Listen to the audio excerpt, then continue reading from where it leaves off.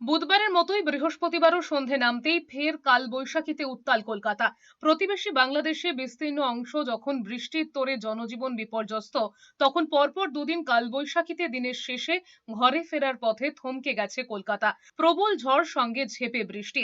Office কর্মক্ষেত্র ফেরত মানুষজন বৃষ্টির জেরে নাজেহাল হয়ে আশ্রয় নিয়েছেন আশপাশের নিরাপদ স্থানে।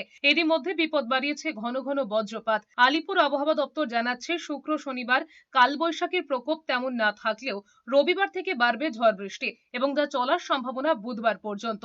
দক্ষিণবঙ্গের বিভিন্ন জেলাতেও প্রভাব পড়বে এই কালবৈশাখীর। উত্তরবঙ্গে আগামী 3 দিন ভারী বৃষ্টির সম্ভাবনা। কোথাও কোথাও 200 মিলিমিটার পর্যন্ত পূর্বাভাসও দেওয়া হয়েছে। সর্বত্রই 30 থেকে 40 কিলোমিটার বেগে ঝড়, দমকা বাতাস এবং প্রবল বজ্রপাতের পূর্বাভাস জারি করেছে আলিপুর আবহাওয়া দপ্তর। সব মিলিয়ে 4 মে বৃষ্টির মধ্যে ভোট গণনার সম্ভাবনা পশ্চিমবঙ্গে। पश्चिम बंगाल का सभी जिला में अगला 5-6 दिन के लिए हल्का से मध्यम बारिश तो जारी रहेगा, बट कुछ दिन थोड़ा ज़्यादा रहेगा, कुछ दिन थोड़ा कम रहेगा।